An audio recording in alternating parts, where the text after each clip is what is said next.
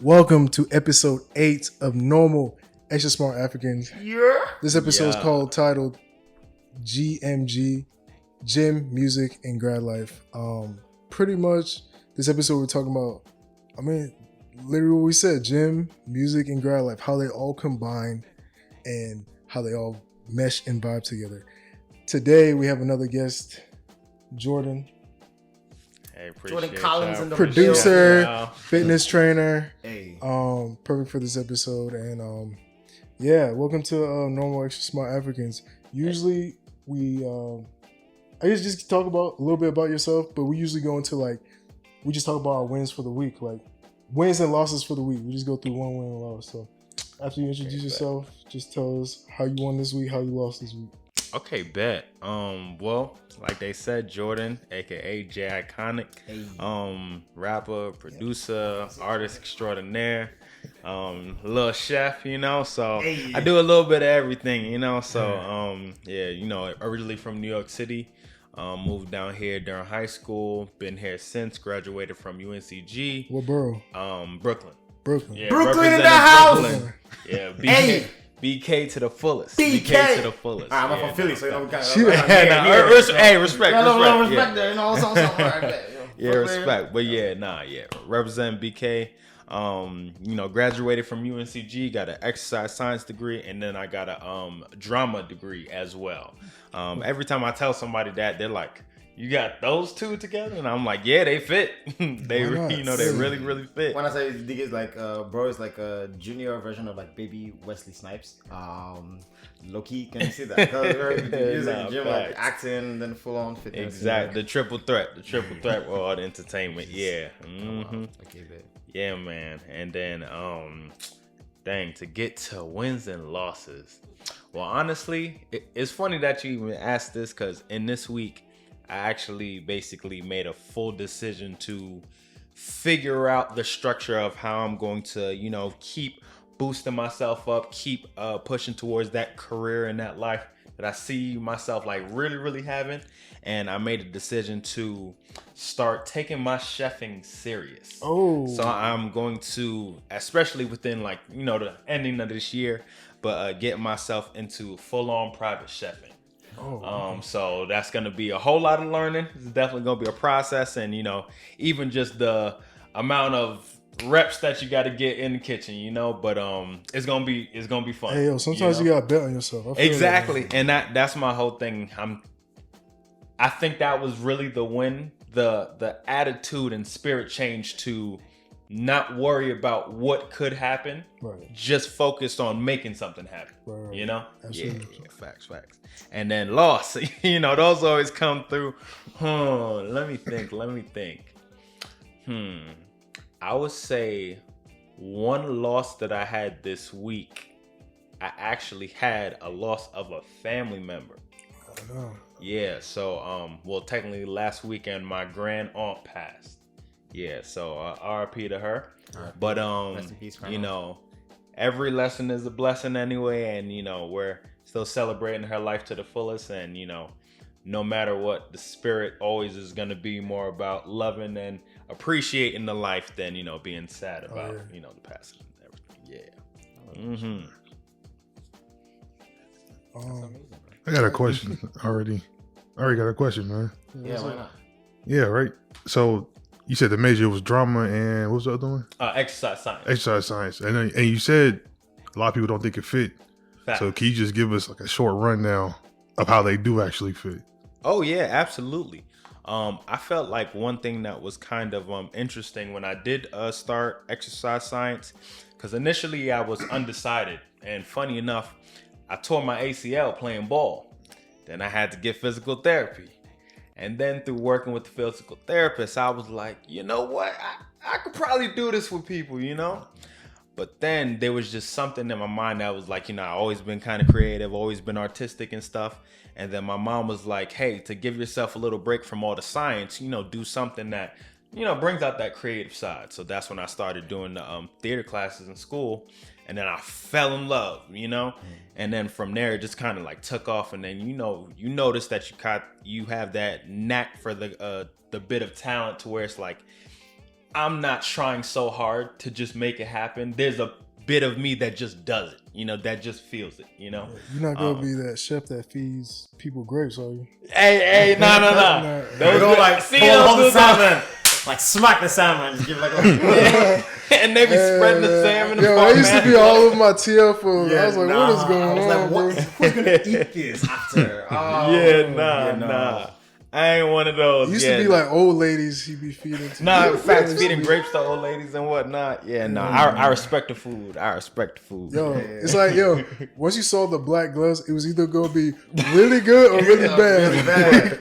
I'm like, please don't do the salmon like that. Those black gloves were scary, bro. Those black gloves are definitely scary. But so coming from somebody who has actually eaten his food before, not gonna lie, those plates are kind of wild. I mean, the thing is that you can't eat it before you go to work because you will sleep. Whether you know what this is or not, you will be gone.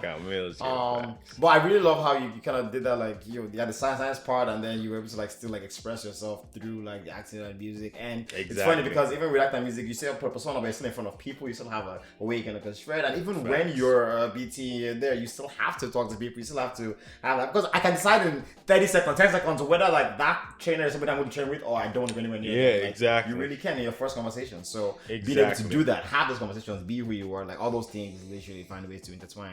And you haven't even found out how that like goes into music too, like being like an artist. No, absolutely. And it's so funny to where there's so many parallels in the educational world to where you have something like theater that has so much to do with people and the study of motion, and it's crazy how that's essentially just psychology and exercise science just wrapped up in a different bundle, I have to pay attention to the ways I move to give off a certain emotion, to give off a certain feel. Me turning my back to you as opposed to me facing you and staring dead into your face.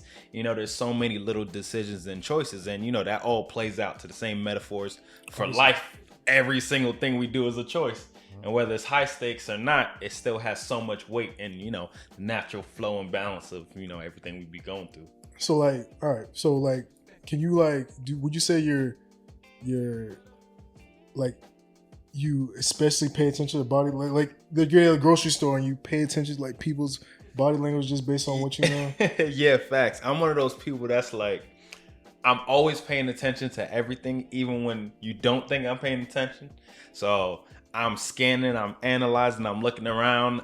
I'm almost creating a whole story and narration for the scene that I'm in. So basically, right now in my brain, I'm like, all right, I got my boys around me. We about to chop it up, I'm like, all right, got my water. I ain't gonna be thirsty. And then I set the whole scene in my head to where it's like, okay, this all makes sense. This all plays out how the lines in the scene would. So essentially, even going to the grocery store, if I see that little old lady walking past, I expect her to do that natural kind of scene work that would happen in a real show. She gonna walk right past me, or she gonna slightly smile at me. I'm gonna do the same exact thing, and then we gonna walk past.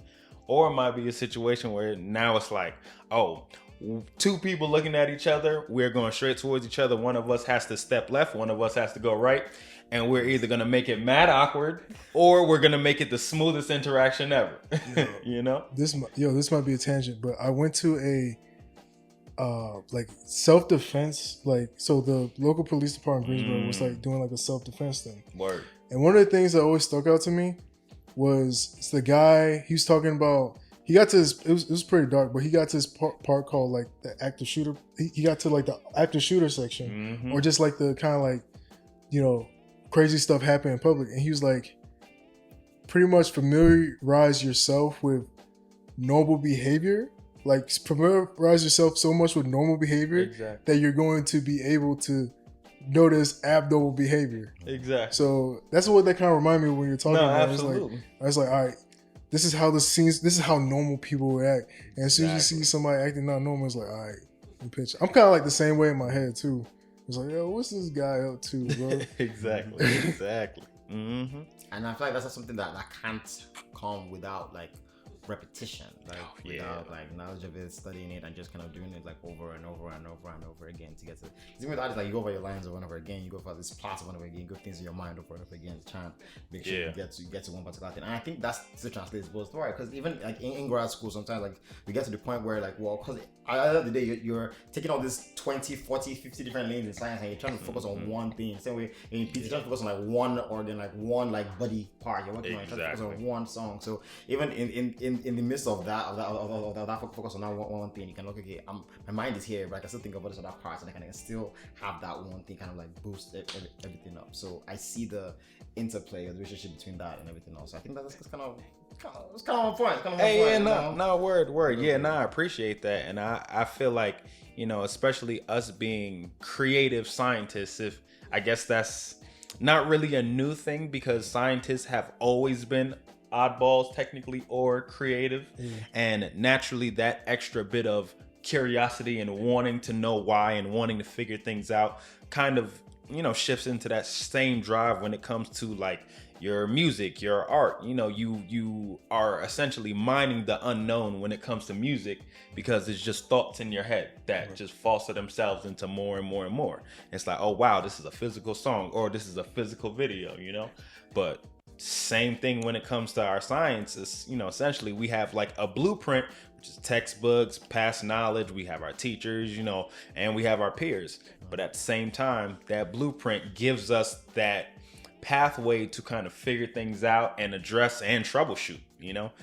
That's working the same exact way. It's just that sometimes it doesn't feel like troubleshooting when it's music and creatives, you know. Right. It actually feels like, you know, figuring things out.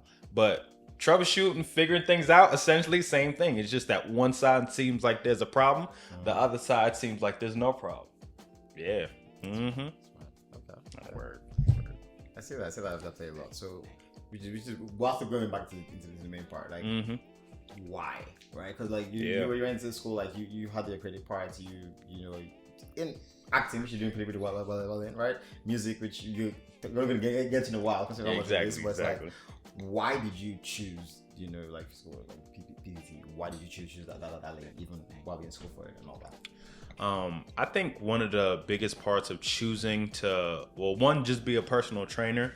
I kind of started to understand from the position of being, you know, having my ACL tear, having literally essentially all of my life taken away from me, because, you know, when something like that happens, you feel like my life is over, you know, this is the end of the world, you know. But you also have those like down points and those like bottom pits that it's like, I ain't never gonna ball again, I'm never gonna do this again, I'm never gonna walk the same again. And once I pulled myself out of that point where I could think there were things that just weren't possible, it kind of made me just question everything. And it was like, everything is essentially possible. You know, it's all based on effort and purpose. If you want it enough, essentially you can make it happen, you know. And once I adopted that thinking, I was like, okay, well, when it comes to wanting all these different things, you know, I would always tell myself as I was younger, it was cool to just, you know, be a little bit good at that, and then be able to do enough, and then find something else, be a little bit good at that, but then never going far enough in anything else. So then these were two things that I really felt like, okay, I can make a real impact. You know, when it came to the exercise science, I was like, I understand people, and then with the knowledge that I have and my communication skills, it will make it 10 times easier for that person to get what they need to get closer to that goal that they had. And then on the same side, when it came to like the creatives, it was, okay, I understand feelings and emotions. And when I get to essentially, you know, unleash the bottled up natural emotions that I have, I get to naturally target them very, very well and almost repeat or, you know, manifest exactly what I want it to feel like, what I want it to seem like. And then, you know, when you translate that into acting, you know, you have people crying. You have people, I hated you when you were in that role, but I totally forgot you was my best friend, you know? So when you can bring that natural emotion out of people, you can really see the true essence of how much it can do when you just, literally let your mind be your mind, let your brain essentially like spill itself out, you know. And then it's kind of like I don't have to tell myself no to anything, you know. Just do it. Exactly, I can just do it. You know, just do it. It was funny because I actually saw that bald dude off the Tyler Perry movies. You know what I'm talking about? With Sheila. You talking about Mr. The Brown? bald- Mr. Brown? No, not Mr. Brown. You know what I'm talking about? Like, it's like the movie. I don't know if it's Why Did I Get Married? That the bald one was Yeah, slim and then, guy. Well, I think I and know then what she you're talking kissed. about. She kissed. Oh yeah. Yeah. I actually saw a TikTok with him earlier, and then I think his son was like, pretty much like, "Dad, why did you leave Sheila?" or something like that. And he just like turned around like, bro. Everybody remembers what he did, and that's Facts, that's yeah. good acting. Yeah, I know exactly what you're talking about. Yeah, Yup. bro. Mhm. Oh no, something Alexander, I think. See, yeah. There's a I dark remember skinned that. bald dude. And Dark-skinned it was bald Jill dude. Scott that was Sheila. And then Yeah. Yeah. Oh my God, Jill. dude And off of wasn't Janet Jackson in there too? Because Yeah, Janet she Jackson was in was the Tyler Perry's How wife. to Get Right. Married. Yeah. and then was that one? Tyler Perry? It's like Tyler Perry and a bunch of other people.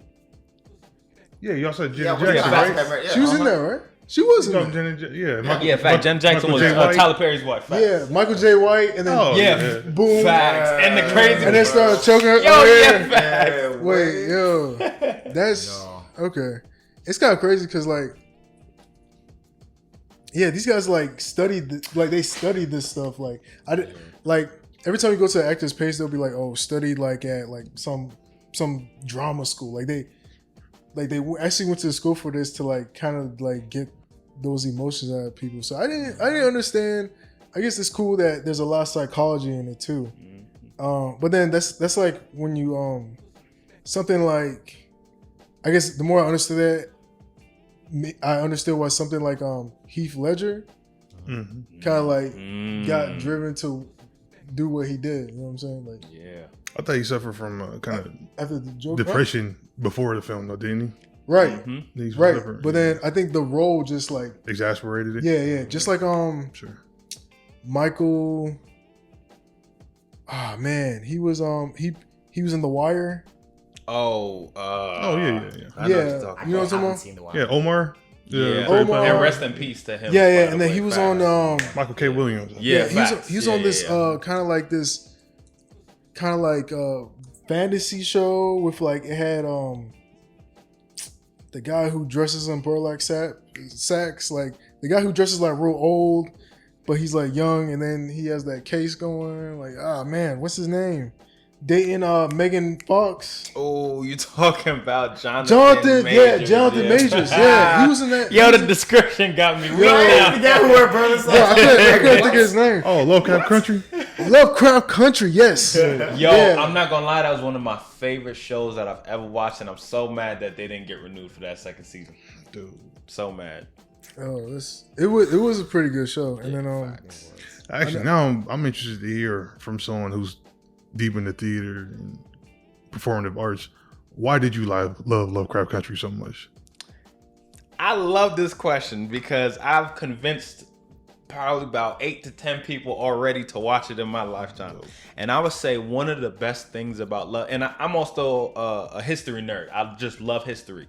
So especially movies or TV shows that can depict history in a digestible way for like the culture and the life that we kind of live now is really, really enjoyable. So when it comes to the way they portray, so one parallel I'll draw onto was the sundown towns that, you know, we knew about that when it comes to the actual history of America.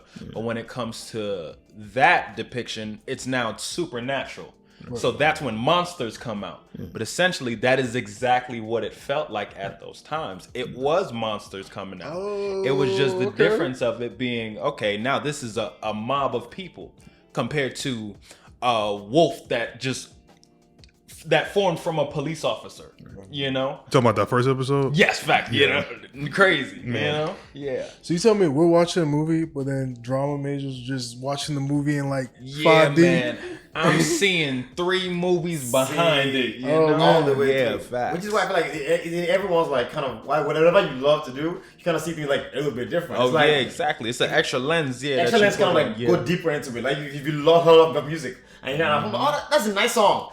And you like picked up like 20 different things you're gonna like in the song and the bridge and the first verse. Exactly. Same with like if you're like a chef and then you eat at a restaurant. So I'm like, oh, this is nice food. But you're like taking 20 different things. The flavors. Exactly. I taste this. I taste that. Why do you add like a tangy flavor right behind like sweet? Does it go with salty? Does it like your mind is going and listening to all those things, right? And it's just it's kind of in there. It's real funny you say that because sometimes I'll send music, right?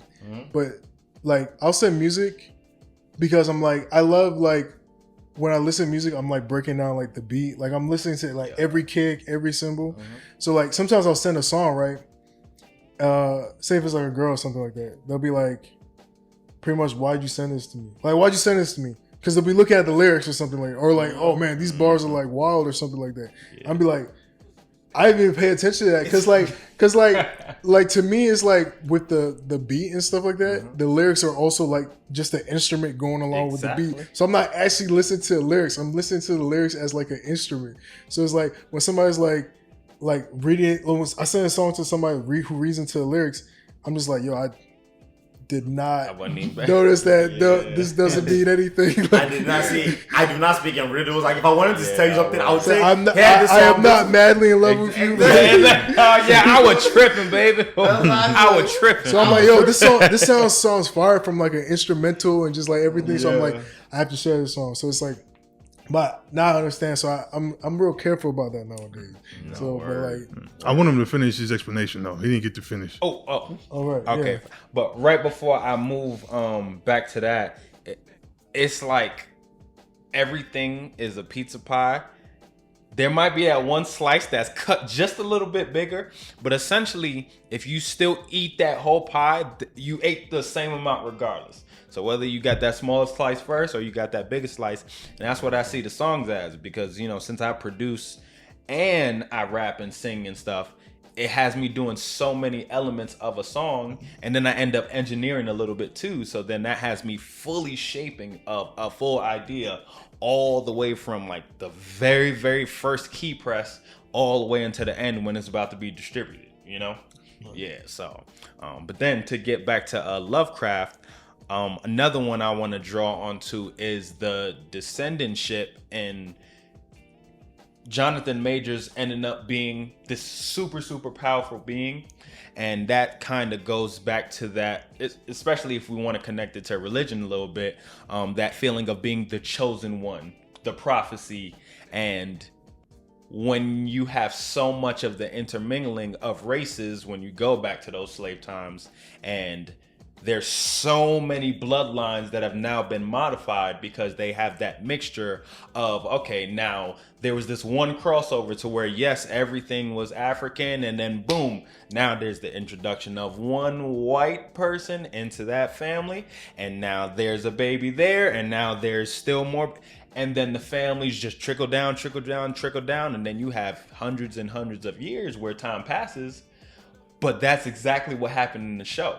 There was hundreds, almost thousands of years of this cult-like being, you know, being the most powerful, being worshipped and stuff. And then like, you telling me the person we about to worship is a black dude? You for real? Like, dude, you know? So, but it's so funny because again, sometimes we have that same kind of feeling in our own life. Like, we don't see ourselves as a chosen one. Like, we can't be, you know, hand-selected, hand-picked. And I think that it was one of the beauties that I even found in going back to church and getting closer to God, because you can find those different lights in yourself. They like magnify a little bit harder, as opposed to when you don't have that, I would say, open-minded focus on kind of just the way your life interacts with the reality of time and the world. You sometimes can't connect as well with the simple blessings in your everyday.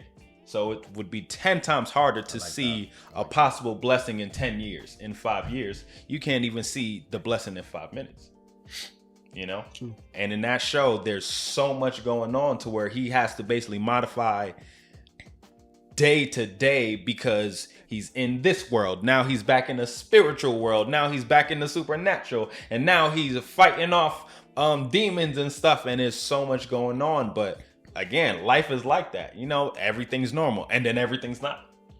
And then that ebb and flow went up and down. And when you have a good story, I would say, it naturally follows the elements of having a whole lot of tragedy. People love when something's effed up, basically, you know? But it's crazy how that also brings that yin-yang effect of if there's a lot of tragedy, that also adds for a lot of triumph. And you naturally have to look for that balance to really give a fullness to a story, you know? And so as I'm sitting there watching that, that's what I'm looking for. That's still that Harriet Tubman style story of there is some good to come. That is still that Martin Luther King style story of, okay, there is something at the end that you can't foresee, but it's 10 times less about where they're going. You know, they're just focused on going somewhere. The journey. Exactly. Yeah, facts.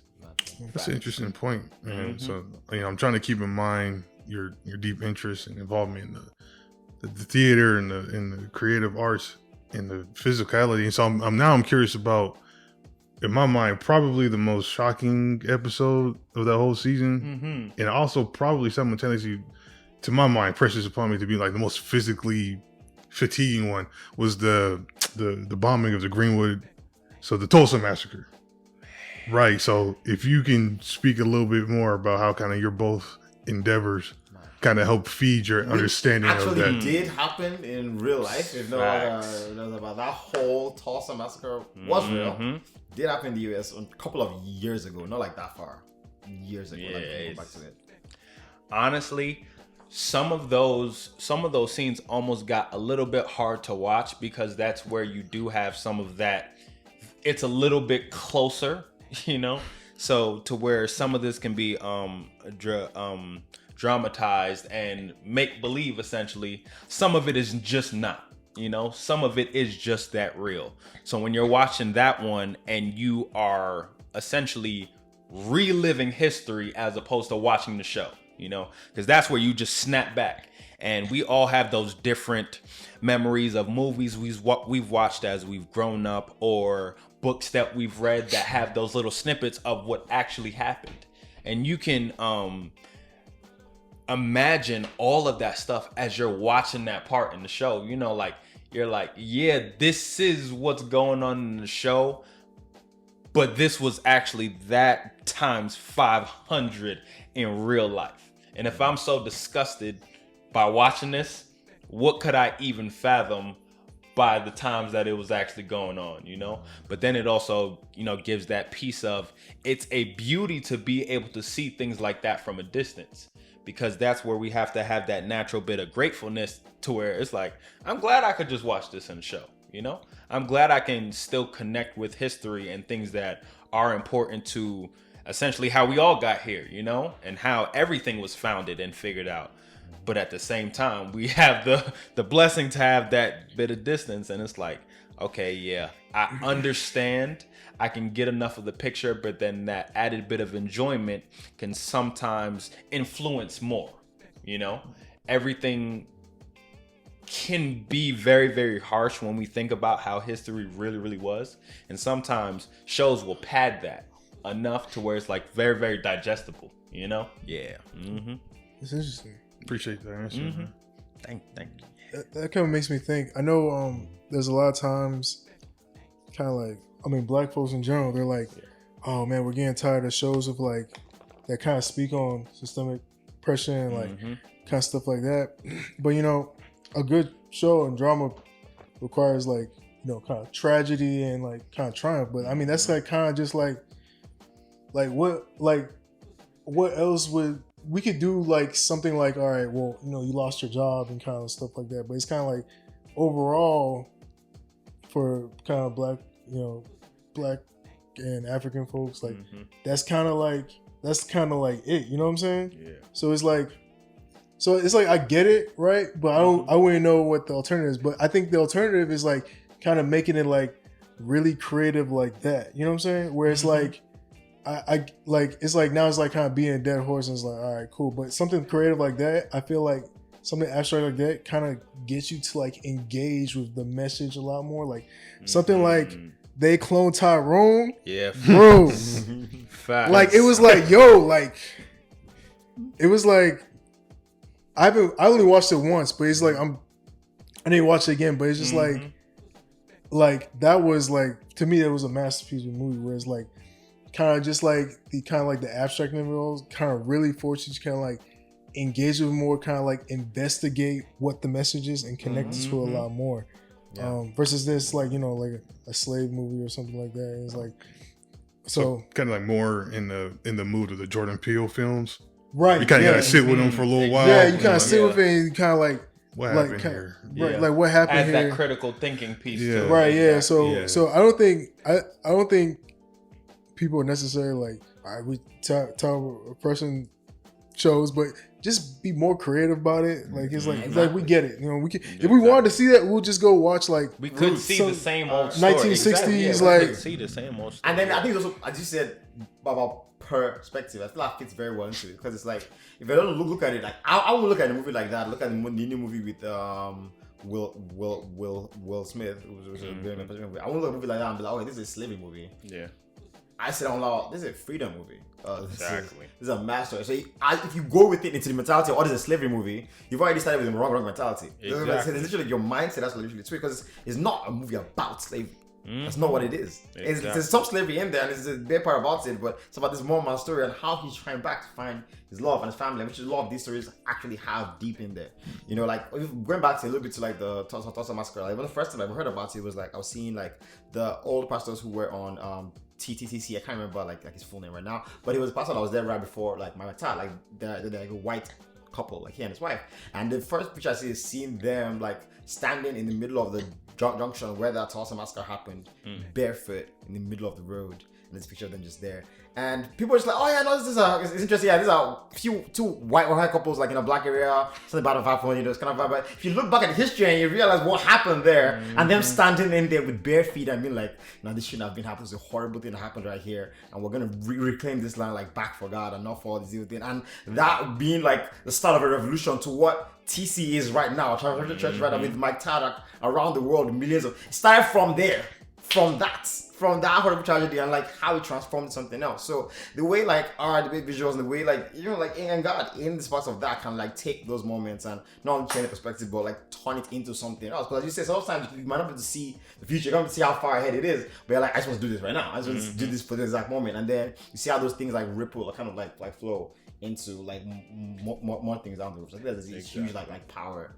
and like strength to that. Sorry, you're gonna say something? yeah, no, yeah, definitely. Like I think definitely, yeah, because I think like there's always like the literal interpretation and stuff, but I think changing something to like something abstract, kind of like if you could, it's cool that somebody could look at something and then two people could get like three different. It's funny because like me and Ora shot a music video like really recently, right? And when we first kind of like got the script, I think we were kind of like playing around with like really literal representations of like kind of like the song. Like there's like a part where it's like something about sitting in traffic. What's the verse? Sorry, I apologize. Which one? Like verse 2. I'm sitting in traffic now. Like yeah. I'm stuck in traffic. No, yeah, stuck in traffic. Yeah. So we were like thinking, like, all right, we have a scene where somebody's actually stuck in traffic. Yeah. And then we hit up this creative director, right, named Griffin Davis. Literally, like, I showed him kind of what we had preliminary, and he's like, okay, I kind of see what you're talking about. And the next script was like this really abstract representation of our song. And then kind of like when I brought it to kind of like all the artists, like everybody was like, yo, like, kind of like what's happening, but asking like maybe like 2 to 3 different questions, like kind of in the same realm. And it was like, yo, like that's like I'm thinking hard about this scene. It's like, okay, so I was like, yo, we're gonna maybe we should go with this kind of like abstract concept of this song versus like more literal. And it's like, I think some of the imagery and we just finally finished getting the final cut recently, Word. so it's gonna be released soon. But like, Hey, yo, it was like, so I'm glad I kind of went that route, because we could have done the whole like literal translation thing, but I feel like the abstractness of it, and you know, I've showed people, they're like, yo, what's going on? Like, it's still direct, even with the abstractness. Yeah, exactly. Like, listen, you think while you're watching, you can still see like direct lines. Right. Yeah. So people are like, yo, what's going on? What's happening here? What's happening here? And I'm like, just like, what do you think? Like, what do you think? It's like, for me, it's like, it's always makes me uncomfortable because I feel like I have to have an answer for them. But that's like kind of part of it. You know what I'm saying? Yeah. It's part of the scientist in you. Yeah. Like I have to have I have to let scientist. Right. Yeah. So it's like, scientist. so now it's like, I think it was a huge lesson kind of teaching me to like, all right, sometimes it's okay to like not be so kind of literal with my like representation stuff.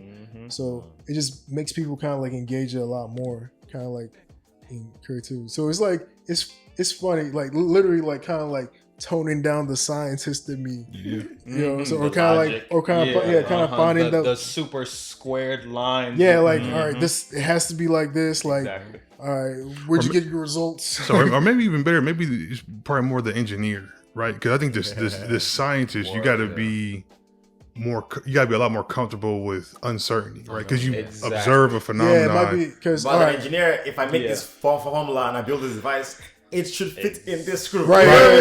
Exactly.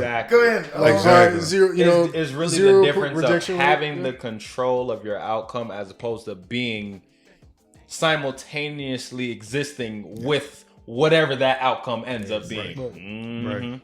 You know, it's okay. 3 things. First off, like Ori said, it wasn't that long ago. Tulsa Massacre, 1921. Looked it up. And if you're interested in learning more about it, there's a podcast called the Black Myths Podcast. The Black Myths Podcast. That's a great episode. I think it's 2 episodes. That's really good. And then the second thing, you guys were touching on, you know, the kind of the black folks need, or not need, maybe more desire for more abstraction as far as the content we're looking at, right? Exactly. I saw a YouTube a video essay. I love YouTube video essays. About maybe 7 months ago. And it was called Afrosurrealism. And the whole point of the video essay was using Atlanta, the Donald Glover's show, right? Yeah. Using that as a jump point to explore how, because I mean, if y'all haven't watched Atlanta, watch it. It's really funny. It's really clever, and it's really weird. I need to come back. It really is. It's really weird, and it's crazy because if you've really been to Atlanta, Atlanta is different. I ain't even gonna call it weird, but it's different. And there's not, and mind you, I'm from New York, you know?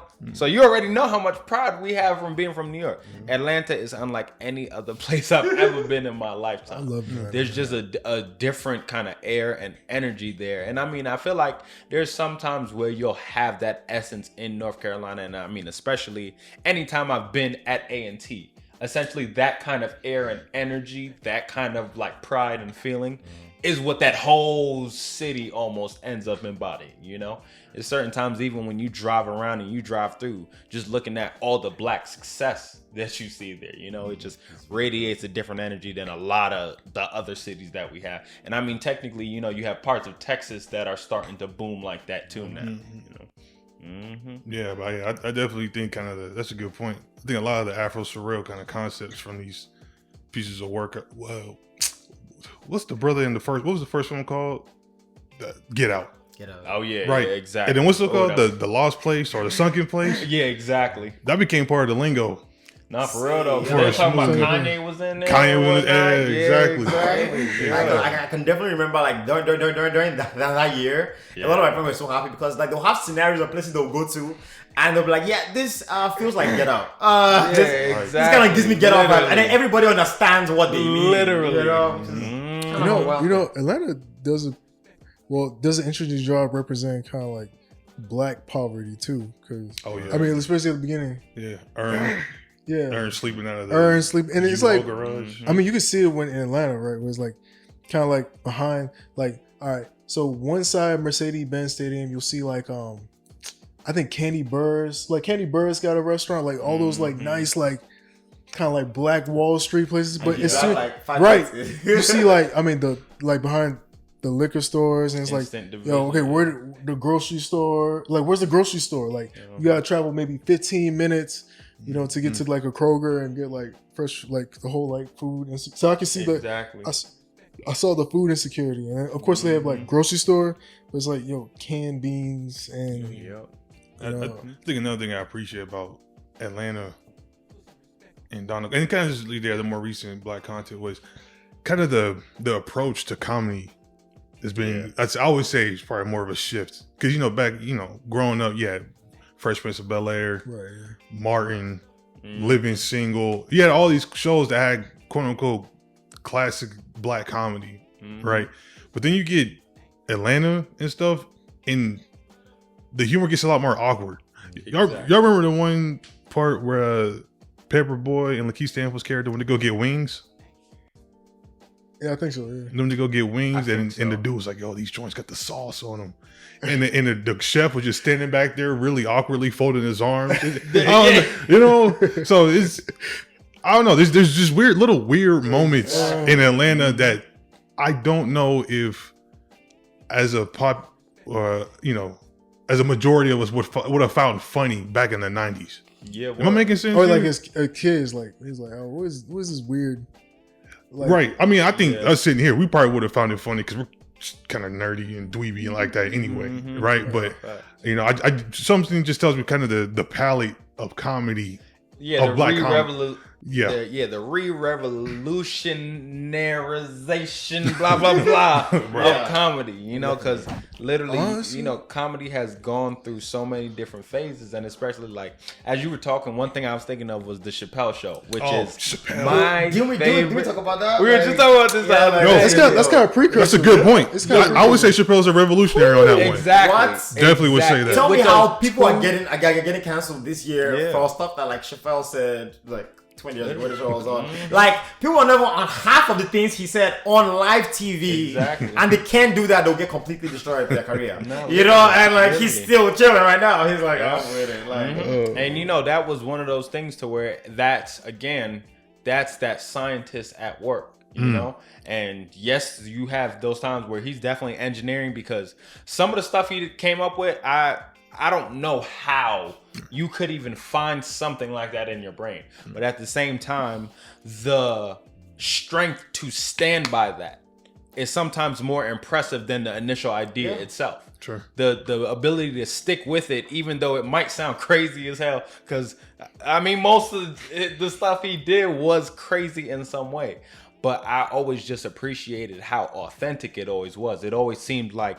there was so much more in that passion that he kind of pulled that character and that joke from. And again, kind of going back to like that acting, I'm looking at that character critical, like I could see Tyrone Biggums on the side of the street at the bodega, the same way you could imagine like the episode with a Prince when he had the shirts versus blouses, but stuff like that is so funny. And these are essentially like idols and big figures in our community anyway, but to see them in not such a media outlet way, but to literally get to enjoy them. Rick James probably isn't most people's favorite person in the world, but when you watch that episode, it changes your whole perception of him. Hold on. You know what I think takes probably? So I think Chappelle. I think most of that stuff was like silly. Like it was just silly. Like it was just like, all right, just absurd, silly stuff. But I do feel like something like Atlanta might have like some kind of like hidden connotations, but something that does this better than everything is the Boondocks. You ain't lying. I am stoned that the builders reject. I think they did it. I think Aaron Magruder. I don't know if it's surreal though. You don't think it? No, I don't think it occupies the same air of the surrealness of an Atlanta or a Jordan Peele. I think what I will give Boondocks. Is Dave Chappelle being considered surreal here? So I was saying, I think we were speaking to that. I think Dave Chappelle is kind of a signifier of the shift in black comedy. Because before that, you have a lot of Steve Harvey, right? You've got a lot of Bernie Mac. It's kind of classic sitcom, classic, right? Family, Exactly. Black dad, black uncle. Exactly. You like, know, that's that uncle at My the kids barbecue. and I, you know, Yeah. You know, that type of stuff. But then Chappelle comes, and I think he It's like he's a nerd. He's like a nerd. the first cool nerd to just own it. Exactly. Because you look at like apologetic. Yeah, about it. Like exactly. He did not apologize. Like, I'm not sorry. I said the word NIGGA 10 times in 2 minutes. I don't care. That's black comedians in general, though. Yeah. The way he because Richard Pryor. Yeah, Richard. Yo, honestly, if you listen to Richard Pryor's comedy, he might have been like precedent to Dave Chappelle. If you listen to some of his comedy, that's one of his influences. Yeah, definitely. You don't get Dave Chappelle without Richard Pryor. I think any black comedian worth they saw got Richard Pryor. They studied Richard Pryor. Yeah, and I think a lot of it with Richard Pryor, his delivery, he's kind of nasally. Yeah, so I was like, exactly. But to answer the question about Dave Chappelle, I think Dave Chappelle represents, like he said, like it's a black nerd approach to comedy, not necessarily the black uncle or the funny black granddad. It's like, that's that weird cousin that come over every weekend that just got weird views on stuff, but it's funny. You know what I'm saying? And I feel like Boondocks expands on it in the sense that Aaron McGruder kind of showcased to the world that a lot of black people like anime, and a lot of black people like animation and just quirky stuff in general. Right. And then I think Jordan Peele, Donald Glover, and them, I think they kind of stepped into that space that was kind of revolutionized by Chapelle and Magruder to go, all right, y'all know we like anime, and you know we like making fun of the, you know, the kind of our faults as a community and stuff like that. And then Donald Glover goes, now it's time to be a little surreal about it. Right. Exactly. Now it's time to embed a lot of those lessons into so because with Atlanta, you get to live in that. You know, you get to live in that every day. Wake up, go to work, try to hustle, get to the money. Baby mama mad at me. Going back to the house. Got to deal with this. The lights turn off. You get to go through that whole flow. The Boondocks is essentially a lens inside of that life, you know? And, you know, like kind of how I was saying, so many of our legends, getting to see Usher in a cartoon as a kid. But Usher is one of the biggest artists to ever just live, you know. That's so amazing as a child to be able to in the show enjoy. He was dirty macking, right? That's kind of like his thing. That's kind of like his thing now. Yeah, but it's facts. Yeah, that's true. So I guess he's been doing that forever. Then Usher, we still love you. If you want to come on the show, you know, yesterday, ever come anytime. Yo, you know the thing about Atlanta, Confessions top 3. There's just a lot of mundane stuff happening, but you're still really just invested. No, exactly. So it's like actually like you're. That's what real life is actually like. You know, you think all the dead space that's actually in your day. When if I just link up with you, I'm like, yo, bro, what's up? How was your day? You're thinking of those main 3 things that actually happened. Right. You're not about to analyze the whole day that you just went through. Right. It'd be like 3 things. Yo, literally. Exactly, bro. You know, so once you actually think about how that would actually run, and again, from the actor's perspective, that is what gives the feel to that show, you know? And when you get some of those bits also is where you get to reconnect with some of the characters. So some of those little one-offs, you are now more of a fan of Paperboy because you spent a whole episode with him and you ain't see Donald not once, you know? Right. But then at the same time, you get to connect with Lakeith a little bit, and now it's like okay, well now I'm kind of in the middle because Lakeith is one of those characters that is different than all of the other characters too, you know. But then even some of the stuff that showcases, I forgot the baby mom's name, but even the stuff that showcases her side of it more, so much. Van. Yeah, facts.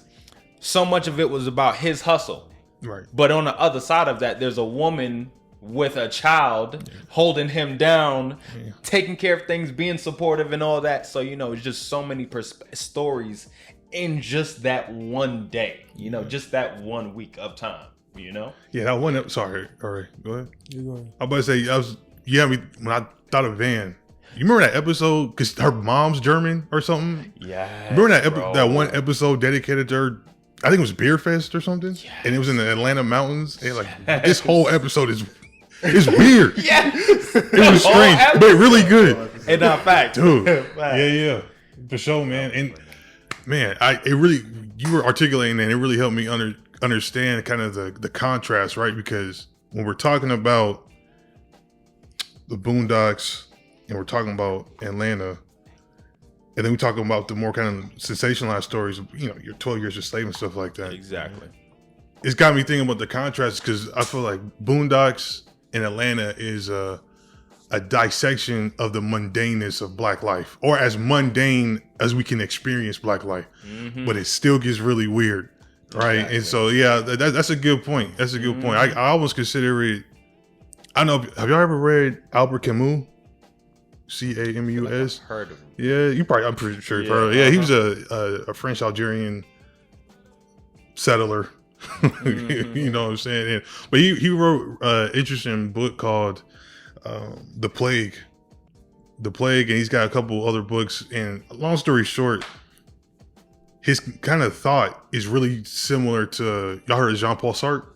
Yeah, heard Jean-Paul Sartre, right? Being and nothingness, and you know, so this whole philosophical school of existentialism, where existence is just weird, right? It's really weird. And so there are things you'll live through life, and something weird will happen.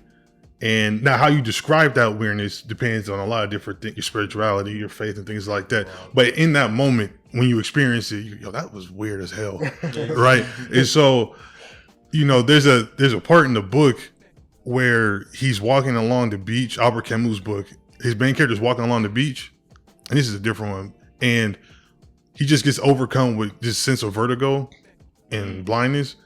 And then he comes to, and the man's dead on the beach next to him. And so the whole book is just about him trying to, like, what happened? What was all that? You know what I'm saying? And I feel as if there's moments like that in Atlanta where they'll just be getting some chicken wings or going to the club, and something, you know, a car run to him and a clown will pop out. You know, why? What was going on there? Living in Atlanta. Because whenever anybody comes to you and tell you, like, yo, something crazy happened to me today, or this insane thing happened, like, it doesn't matter what they say or whoever they say, like, most times in that story, that scenario, it's like something that's normal for them, something that they would have done like the rest of the day, right? Exactly. And something that randomly comes that's, you could not have planned it. This stuff was ridiculous and unexpected, and it's like, wait, even when they tell you, you're like, now I agree. That is crazy, because that's not supposed to happen. Like, you're not supposed to be driving to work and then see like ducks just jumping in your car. Like, something kind of wild kind of throws that into place. So I do say I think those are the elements that need to happen. Like, something that's mundane, that's normal going through, and then something that kind of comes out of the ordinary and kind of blows through or like rolls through that like mundane normal time situation. And sorry, man, just to be clear, I'm not talking about the city. I'm talking about the show. I don't want no smoke. No smoke. I want no smoke. I ain't got no beef with y'all, man. I'm talking about the show. Sorry, please keep going, man. One thing I was gonna kind of say about the point that y'all both just touched on. One thing I naturally find myself doing as I watch TV, I'm trying to predict what's happening, almost so I can beat the show before it beats me, you know? Because I'm like, okay, you're not gonna confuse me. I know what's going on. You know, I'm following this. You know? My dad used to call that he called the Oluwalemu gene. And you know, Oluwalemu is my mom's last name. Because remember, my dad, she took my dad's last name. Mm-hmm. But my dad used to hate it so much because I've heard this story. When he would go to my mom's house, when he was like, like watch movies with her and her sisters, they'll start the movie. He's excited, like, oh, this is a great movie there. Mom look at the movie like 2 minutes. She's like, the father is gonna die. He's the one that like exactly. raped the cousin. It's wild. And she might watch the whole movie, but she'll be like, "Oh, this was gonna happen." He's what? And he's angry because he's like, "No, ain't no way." And he's like, listening the whole time, and then that happens, and he's just like, "How did you know? Did you see the movie?" He's like, exactly. I didn't see the movie, my ex used to hate when I do that too. My ex used to hate that. I got used to it. She's like, "Can you shut up?" Literally. And then it now goes to the point that I didn't have to saw any movies about. This is normal. This movie. That was the point where like I'll pick how good a movie is, or how like the movie is based on my ability to predict it. Yes. If I feel like it's a great movie and I couldn't predict it, amazing. Yeah. But the fact that that's happened, very, very, very few. Even like Endgame, I pretend like a couple of things in there. I would say good. And mind 60% you, threw me off. Endgame was more predictable because of what came prior to it. Yeah. But prior to it, I Like, would wait, I would honestly, Endgame was great, but the movie, what was the name of the movie that was right before Endgame? Infinity War. Infinity War. I would say Infinity Better. War was technically the better movie because, again, tragedy to triumph. It had to get that up. You know, like it really had to go that bad for us to sacrifice Iron Man. Essentially, you know, Captain America is the like missing You haven't piece seen to it by this now. whole thing, but can't it's spoil really it for Tony you. Stark. And it's been Tony Stark from the jump. Like Cap is cool and all, but it's really Tony. Because the only time you essentially see how much spiritual power, because Marvel does a really, really good job moving from physical power and like mental strength into spiritual power, because we see Captain America wielding Mjolnir the same way Thor can. That's spiritual power, you know, because that's essentially now God gifted. Because he's worthy now. He the chosen one, you know? Exactly. Exactly. Exactly. But then you also see Thor upgrade his hammer. And now that new hammer has new skills, new characteristics. But that's part of the growth that Thor had in that whole time. Because Thor was on his ass at the beginning of all that shit, you know? He wasn't doing Nathan. One ab. You know? Yeah, bro. One ab. One you full know? ab, bro. Yeah, bro. Exactly. But then we also get to see that with Tony, because a man is not supposed to be able to even damn near touch the stones and be okay. Might not use it and wield it, which is one why you died. It wasn't just touched Exactly. it, he used it. Exactly. Which is crazy. And again, you know, when he gets to that point, it's like, okay, well, this is all of this premeditation of all of this time into one. And I guess that goes back to that reality of like what actual living is like, where sometimes you're just alive and you're just moving and you're just doing and things are just happening. But then you get that time to sit back and realize, oh, I am in this motherfucker just living and moving and breathing and whatnot. Because And then it time- starts to become real again, you know, like sometimes I like to say, when I get into my car, I feel like player one just turned on. And that's what sometimes life is like. I'm just in player one and I'm just doing the moves that need to happen to progress the game. But then other times the game goes off and it's back to what everything else really is. Yo, not gonna lie. Sometimes when I realize that, I get like a little sad. You know what I'm saying? I feel Where it's you. just like, yo, what, like those times where it's like you're just like, bro, I'm just like in the simulation. I'm just doing stuff. But then there's certain times where it's like, yo, like moments where it's like, oh man, there's meaning to this. Like, Exactly. you know, like again, making music, or like when I read something cool in a paper, it's like, oh wait, you know, like it's just like, yeah, during those times where it's just like you just feel like you're just like on autopilot. You're just like, word. like what's the point of this all, bro? The banality of existence. Yeah, Exactly. I must say that's literally what existentialist literature and all that It's stuff is all dedicated about. to. Exactly. Just investigating that Yeah. feeling. Which, funny enough, the founder, not the founder, but kind of the father of existentialist thought was a Christian theologian named Kierkegaard, right? And I think his whole ordeal was he was raised in this extremely devout, patriarchal house. It always be like that. You know what I'm saying? And this fucking the 1600s. Yeah. I think he's Dutch or something like that. And then he goes to the city, right? And you know, oftentimes city gets synonymous with you know like the manifestation of sin and temptation. And all. Exactly. Oh, yeah. So he goes world. in the world. And he goes to the city and he's just faced. I think he's from the country. He's just faced with all this temptation as women walk around. There's a whole bunch of liquor around, and so he's just in his They mind. turn out here. Yeah, they turned up out here. And so in his mind, he just can't contend with that strict upbringing he got brought up with his surroundings. So this huge contradiction almost breaks him. And so, yeah, then he starts like pondering, like, oh man, what does it mean to be? So yeah, Kierkegaard, if you're interested. Sounds like going to college. That's a good point. Sounds like going to college. I agree. Yeah, I swear there'd be random times I'm just walking past somebody on campus and I just like lock on them and I'm like, if you know how Vegeta, Goku, they had a little, you could tell the power level and everything. If you could just like analyze somebody, get their characteristic traits. Oh, you was born this day. Your parents are from here, and just see a short trailer of their life real quick, like a little movie. You know, it's like completely different than anything you ever they grew got up a with. whole different, and then it's even more beautiful in developing a relationship because that's the physical form of that happening. Exactly. To truly just see a person that is completely separate of you, has no connection to you, and then through fostering that relationship, you start to weave your paths together. You know, I there was a point where me and him knew of each other. We didn't ever see each other. Now we see each other probably 3 times a week, easily, you know? But that's, again, just life intertwining itself with natural paths and everything, you know?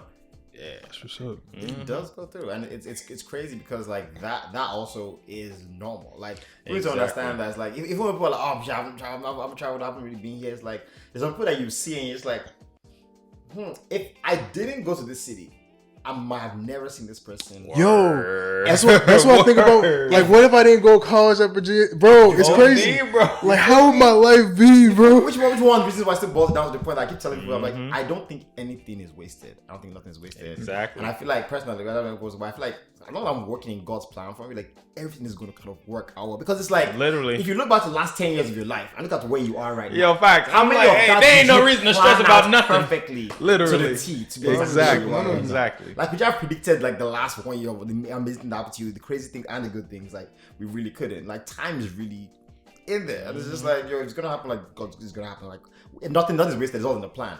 And it's funny because speaking about time, when it comes to like gym, we're working out, or you know, making music, or being in the lab, or doing like a grad school, doing my work. One of the things that I feel like is most common with everybody is the fact that there's so much time in the day, but there's still not enough time. Like, Exactly. I have enough time to do this, but I don't have enough time to work out, or enough time to be studying as much as I want to, or enough time to cook enough to that. So, how do you personally? This is one question, but like, how do you like balance, having like a good workout time, to have a good healthy thing, but also have a good time with your books and academics, it's a good time reading and just being a human being, and then rest, sleep, which is as important as the actual working out, right? Yeah, facts. So how do you feel like juggling those things? I would say, well, to snap back to college, because I would say that's technically the time where it was easier to have a kind of balance like that, because life is almost set up for you to have some sort of balance. Naturally, yes, you need money, but you don't need as much money. Yes, you want to have fun, but you can have fun easier. The fun is essentially across the hall. It's down the street. It's right around you. So many of the aspects of just being in that college life make it to where, okay, yeah, even if there is some difficulty, I could technically go to class, go to lunch, go to the gym, and then I could go out to a party all in that one day, But then there's going to be another day, I go to class, I'm in my room for the rest of the day, ain't nothing going on, But then one thing you realize in those times is how difficult it is to keep that daily habit feeling like something that you actually want to do. And when I first started like lifting and everything, a lot of it was like for like the cosmetic aspect, because I did modeling and different stuff like that, so I wanted to look part of that. But at the same time, I was like, well, I'm rehabbing this ACL, I want to be strong enough to still be able to do the things that I do, especially without pain. But then once you start to feel I would say the beauty of what every day feels like, not what the measure of what 2 months equals, then it's like, okay, well, I don't even care where I end up, because I'm just so obsessed with what I do in that day. And then it starts to gain that natural prioritization. So in college, gym became really, really big on the list for me. So, okay, y'all about to go out? All right. Well, I'm still going to work out. I'm just going to cut it a little bit short. And that's one of those things where, okay, I'm not missing my workout. It doesn't matter. But then now say that might be different, because now having to work 40 to 50 hours a week, that might be you know what, I do deserve some time to go out. Let me finally get some rest. Let me hang out with my boys. I ain't seen them all week. I ain't seen them in 2 weeks sometimes, you know? But then now it's almost a lot more deliberate because you actively see yourself talking against the clock of your life, you know? I'm technically only 25, but in 5 years, that's gonna snap by in no time. I don't want to be 30 thinking about, dang, I should have continued doing that one workout that makes my ACL still work how it needs to work. But that's that same time lapse that we can actually tap into on the everyday basis. We can just simply think, okay, if I make this one decision and I make that one decision a lot of times, the natural trajectory of that decision is going to be here. But the same way we can plan our mistakes, we can plan our successes too, you know? And especially now, sometimes it's about not beating myself up when I can't. Giving myself the grace to make the mistakes because I'm that much more into it when I'm not. Oh, yeah. You know?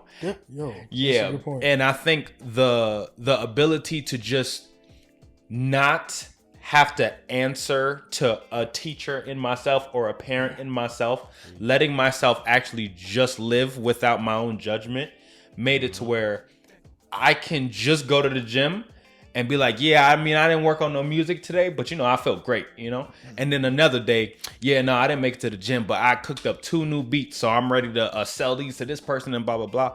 And then sometimes those puzzle pieces fit differently in a day. But I like to start thinking about it, okay, through my whole week. Okay, well, I got to make 4 new beats. I got to go to the gym on 3 days. And then one day I just went outside for a walk with my dog. But by the end of that week, that's a much more successful week compared to if I look at myself day by day. It's like, well, dang, I only did one thing on Monday. I only did one thing on Tuesday.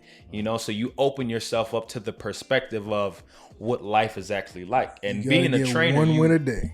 No, literally. One win a day. Literally. Yeah, you one win Being a trainer, you have to focus on getting people to stop trying to over digest huge plates of food as a goal. It's not about the goal that you have in essentially a year and a half that I know is going to take you a year and a half, but you want it in 3 months. And I have to basically sell you the idea of the comfort of every single day you're closer to that, as opposed to this is that far, you know? And some people buy into it, some people don't. Again, that's that natural prioritization. For some people, that hits home a lot harder. And especially, you know, we go through our kind of checklist of questions to get to know people. And again, this is where I bring out that actor in me. Because I'm not talking to you as an investigator. I'm talking to you as a friend. And I want to know from a friend's perspective, what are the things you struggle with in your natural kind of day? You know, what job do you do? And what positions are you in that day? Okay, so you sit at the computer from 9 to 5. Okay, so I know that your hip flexors is tight. I know your hamstrings is tight. I know naturally you're slightly deactivated at your glutes, but all of these things because that's a natural kind of habit and occurrence. But then, you know, the first time I ever saw that when I first started training, it was like, okay, how do I deal with this? After you see hundreds of people that do the same things in their lives, you see people from 30 to 40. You see people from 15 to 25. Then you see people from 60 to 80. You're starting to really understand the lifespan of a person. And it's almost like a collage to where I met a person that was 20 to 23. Then I met a person that was 24 through 28. And now you build a lifespan, but you're using different people to start to understand what a full lifespan actually looks like. No, it's not like building a meta person. Yes, exactly. But through all the different experience, you know, it's almost like that idol that makes all the right decisions, that knows all the right advice, that just makes all the correct moves. But we see people through our lives that do different parts and pieces of what that idol would actually be. Yeah. Yo, you know, you made a good point earlier. You were like say you didn't go to the gym today. Like you're just not. Well, I feel good. You know, I feel like the first thing to like when you I didn't go to the gym today. Right? Yeah. You like kind of hard on yourself. Exactly. But I feel like when you're hard on yourself, like, all right, maybe there's a negative feeling towards being hard on yourself, but I feel like sometimes that negative feeling might spill into just the idea of the gym in general. You know what I'm saying? So Exactly. it's like definitely like I think it's like you said, like, don't be hard on yourself. You like miss going to the gym. Like, all right, you're busy. You miss just like, all right, what else did you do today? Cool. Yeah, exactly. So what's it's a question, like, so honestly, you go on Instagram, I feel like there's a lot of gym cultures that's just like really weird and just like superficial. Like, facts. I feel like the way you kind of go about, you're like, all right, yo, let's get a holistic kind of like idea of this person, like kind of who they are as a person versus like, all right, this person just like wants abs and like, yeah, no, exactly. So I guess my question is like, oh, what's the reason you feel like most people like come to you like to go to kind of the gym and stuff? Honestly, I actually love this question because it was some months back at work, we actually did like a mission statement. And, you know, essentially as a personal trainer, you work for yourself, but you really work for each individual client, you know? But to come up with a mission statement that I would essentially look at myself as just a company, not as a person delivering services to multiple people. Then that started to kind of adapt the idea of, okay, if I did have to really explain what I do as a trainer, what would I say? And the main things that came to mind were inclusion. One of the things I've always found beautiful is the difference in people. And I love when I can have somebody that is different than me, that thinks of something in another way, because now we can both use our different perspectives to find a new middle ground of knowledge that we both can use and pass on to other people. So inclusion is always one of the biggest things. And I also feel like there is essentially nobody that can't be helped. Everybody just has to want to help themselves first and more than you want to help them, you know? Yeah. Now, sometimes people are at a level where they want to help themselves just as much. I just have the more readily available tools to make it happen. So that's where people start to put their trust in me, you know, because it's the ability to show a person, I'm not selling you anything, because what is available is already existing and there for you to take. I'm just here to essentially guide you along that path. I'm there for the times where your car starts drifting and you need to get back on track. I'm there for the times where you are excited, you are passionate, and now you're going forward and progressing, but now things are getting scary because now there's the unknown. And now you've chipped away at parts that you never even thought you would, but now you're standing on a ledge you never expected to be on, you know? So that's really why I'm there. And then the next aspect, to introduce fun into the gym, because I feel like there's no point of going to the gym and dreading it. Workouts are supposed to be hard. Life is hard. Things that are hard end up being rewarding. I mean, we know that. So when it comes to the gym, there's a way to find that piece of, okay, make this difficult enough, but also Still fun. Fun enough to enjoy that process. Because again, the adherence of a habit is what creates your goal, not the fact that you physically, manifested a goal. It's okay to think, okay, in whatever amount of time, I'm going to work hard enough to get this. But if you're not actually willing to manifest the habit that you'd have to do every single day to create that, then essentially that goal really doesn't matter. It's actually not real if you're not willing to invest into that everyday habit. And then I would say the last biggest piece is communication. Keeping the lines of communication open and not allowing myself to be the teacher at all times. Sometimes there is more knowledge in just not knowing and just presenting yourself as, I'm not sure. Let's figure this out. Because that's where I get my clients to trust me. Trust is going to be developed so much easier in a space of open vulnerability, as opposed to, I am strong and mighty and I will take you here, because yes, you can trust that I will deliver you, but at the same time, it could be a situation where, okay, but now we're trusting in each other and delivering each other.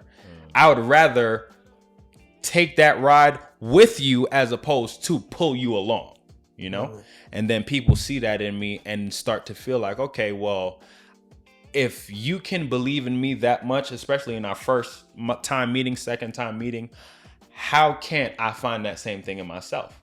And then once you get somebody to instill that confidence, essentially there's nothing that they can't do, you know? True. Yeah. Oh yeah. I mean, yo, you said a lot, yo. You spit, man. But I think something just to end off the podcast, like something you said was like pretty much like kind of like knowing yourself. Well, there's a quote, knowing yourself so somebody can also. There's a quote I got from like just doing cognitive behavioral therapy for ADHD. Pretty much like people could only meet you as deep as you could meet yourself. So it's like that's always stuck with me. So when you said that, it was like people could. But anyway, this is episode 8 of Normal Extra Smart. Just Again. been great. Appreciate you. Going. We just been so flowing. Sorry man. about that. I've been talking No, too you much. good, yo. It just means that That's like right, yeah. we enjoyed it and you have to come back. Facts. So would you? Hey,